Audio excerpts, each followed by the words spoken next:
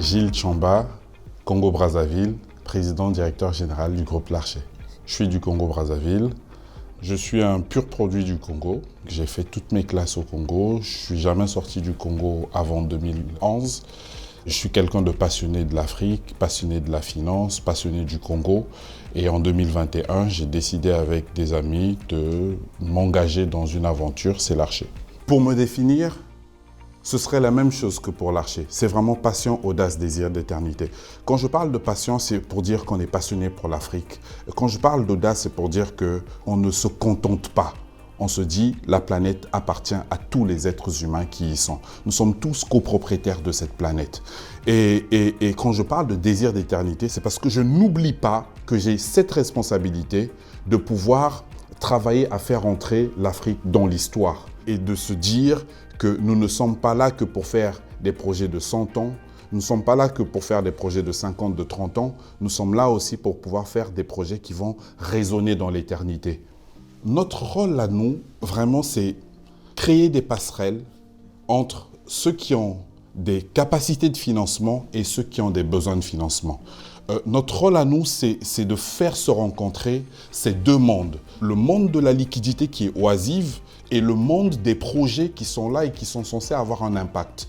Et donc, de toutes les manières, nous essayons de faire en sorte que le flux de liquidité rencontre les projets que l'Afrique est en train d'attendre.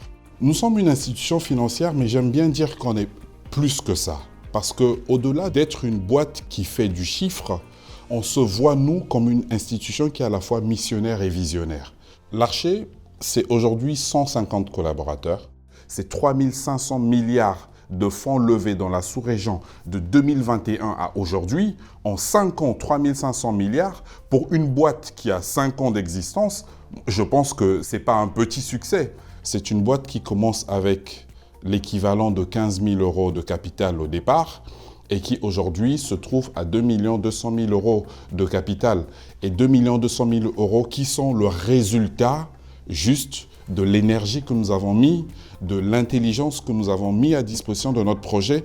Et au fait, c'est que de la passion. Il n'y a pas eu de complément de fonds. On est parti de 15 000 à 2 200 000 euros juste par notre passion, juste par notre volonté de pouvoir nous distinguer, de pouvoir exceller et de pouvoir montrer que nous étions nous aussi capables d'apporter des réponses concrètes. En parlant de nos équipes, il faut déjà savoir qu'il y a deux phases. La première phase, c'est celle de l'origine. On commence, on a peu de moyens et on fait avec des gens qui n'ont pas vraiment d'expérience.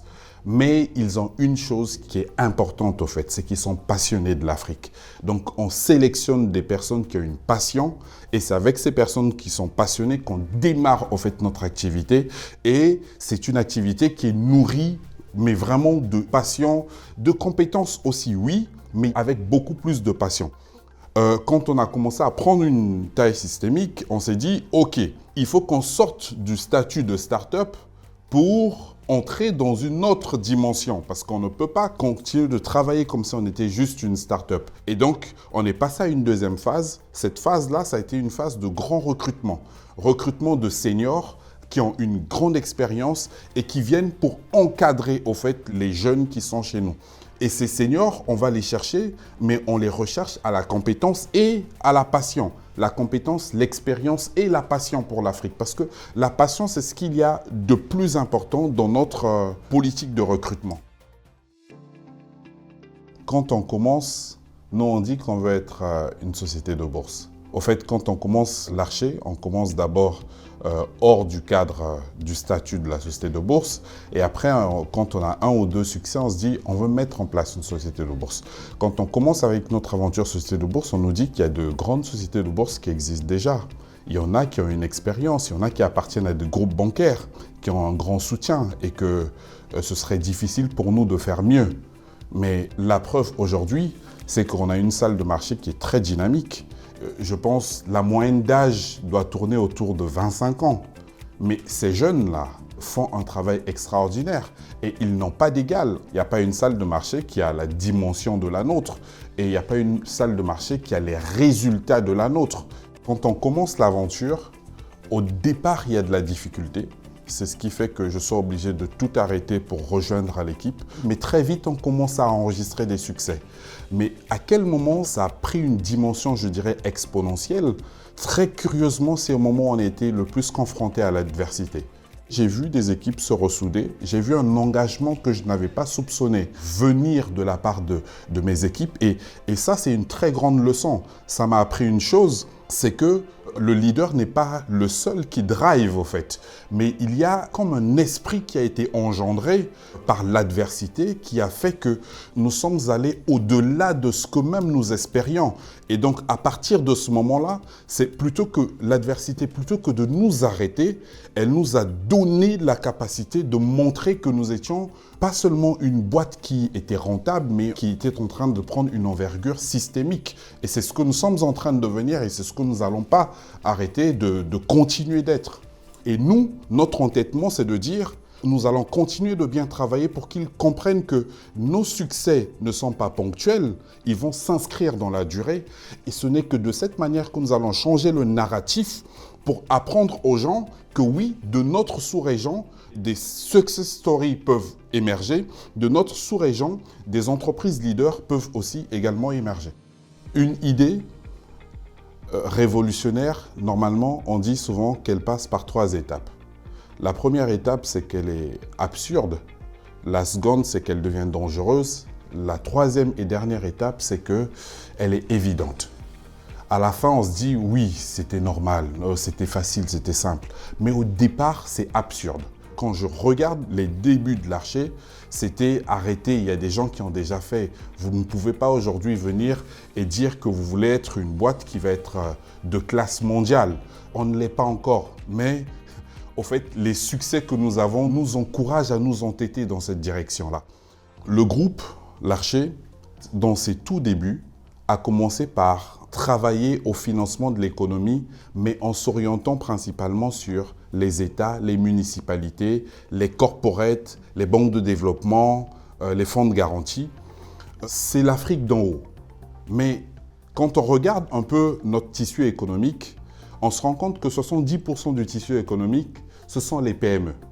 Et donc les PME, on passe à côté de quelque chose d'important, on passe à côté d'un impact significatif quand on ne prend pas en compte la PME. Et aujourd'hui, ce que nous sommes en train de faire avec notre projet de transformation, c'est de compléter notre offre pour qu'elle soit à 360 degrés et qu'elle touche également la PME. Parce que c'est là-bas que tout se passe, au fait. La dame qui vend au marché, c'est elle qui fait l'économie. Ce jeune homme qui a un kiosque dans la rue, c'est lui qui fait l'économie. Ces jeunes étudiants qui se rassemblent pour pouvoir lancer une entreprise de livraison, c'est eux qui font l'économie d'aujourd'hui et de demain. Et donc, c'est important pour nous de nous dire qu'on ne va pas seulement se contenter d'aller sur des projets d'envergure, on va aller regarder la PME, on va aller regarder la très petite entreprise, on va aller regarder la dame qui vend au marché pour aller répondre à leurs besoins. Leurs besoins, ils sont petits au fait. Vous vous rendez compte, c'est parfois des besoins de financement qui tournent autour de 1 500 €. Des besoins de financement qui tournent autour parfois de 500 € pour pouvoir maintenir un stock. Et donc, quand on délaisse ce qui est simple à faire pour se contenter spécialement de ce qui est très grand, comme construction de barrages, de routes et ceci, on passe à côté du quotidien des Congolais. On passe à côté du quotidien de l'Africain. Et donc, nous, c'est de dire, on va régler les problèmes d'avenir, on va aussi régler les problèmes du présent. Moi, je dors mieux lorsque je sais que mon action a servi ma communauté. Je dors mieux lorsque je sais que mon action a servi ma communauté au-delà d'aujourd'hui, mais pas seulement pour aujourd'hui, pour demain, pour après-demain, pour 10 ans, pour 1000 ans. En fait, mon rôle à moi, c'est de faire en sorte que dans 20 ans, j'aime bien le dire, que le Congolais soit, par exemple, fier d'être détenteur d'un passeport congolais. Que être Congolais, que ce soit un sujet de fierté. Ce que je veux, c'est impacter ma société. Ce que je veux, c'est impacter mon pays, impacter mon continent, parce que on a des ressources, on a du potentiel. On n'a pas que des ressources naturelles, on a des ressources intellectuelles, on a des valeurs. Si j'avais un message à adresser aux jeunes entrepreneurs, c'est de dire, il ne faut pas hésiter d'être audacieux. Il ne faut pas avoir peur de l'audace. L'audace, c'est la seule chose qui nous manque à l'heure actuelle. Le jeune entrepreneur doit comprendre que lui peut être l'Amazon de demain. Lui peut être le Starlink de demain. Lui, il peut être le ChatGPT de demain. Lui, il peut être le McDo de demain. Et donc, aujourd'hui, on doit arrêter de nous contenir dans une offre pour les populations de chez nous. On doit pouvoir se dire que le monde, il est vaste, au fait. Et le monde, il est pour tous. Le monde n'appartient pas à une catégorie d'individus. Le monde, il appartient à tout le monde. Et c'est ceux qui paient le prix qui ont accès au sommet. Et la génération d'aujourd'hui, elle a une responsabilité, c'est vraiment d'écrire l'histoire, de sorte que ce ne soit plus un débat. Est-ce que l'Afrique est vraiment rentrée dans l'histoire? On se souvient qu'à une époque, on s'est offusqué d'entendre ces mots. Mais nous avons aujourd'hui la responsabilité d'apporter une clarification, de sorte que dans 500 ans, lorsque les gens regarderont en arrière, qu'il n'ait plus aucun doute que nous avons construit le monde de demain.